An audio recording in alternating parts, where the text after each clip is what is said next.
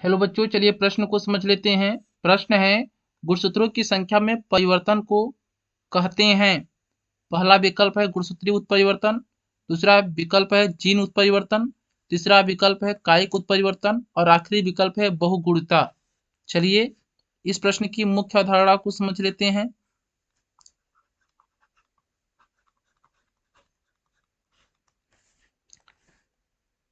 उत्परिवर्तन की बात करते हैं।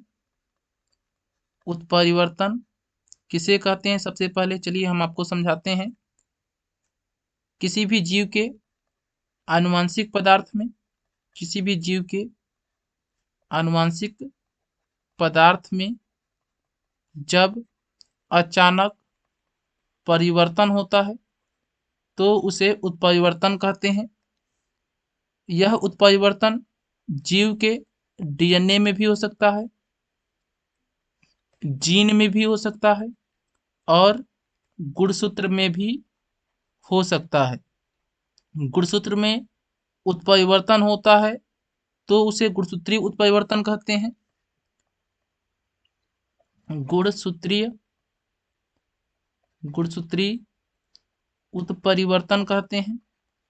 अगर जीन में अचानक परिवर्तन होता है तब उसे जीन उत्परिवर्तन कहते हैं और डीएनए में अचानक परिवर्तन होता है तब डीएनए उत्परिवर्तन कहा जाता है।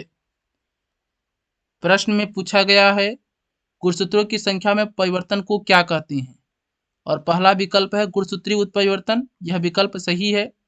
दूसरा विकल्प है जीन उत्परिवर्तन, यह विकल्प गलत है। जब जीन में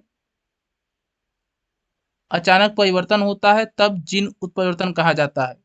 तीसरा विकल्प है कायिक उत्परिवर्तन, यह भी विकल्प गलत है।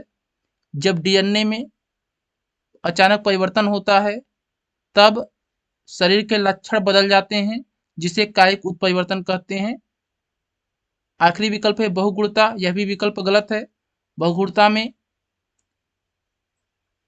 जो जीन होते हैं ये लगातार बढ़ते रहते हैं, 2n 3n 4n इस तरह से लगातार बढ़ते रहते हैं। इस प्रश्न का सही उत्तर है पहला विकल्प। हम आशा करते हैं यह प्रश्न आपको समझ में आया होगा। धन्यवाद।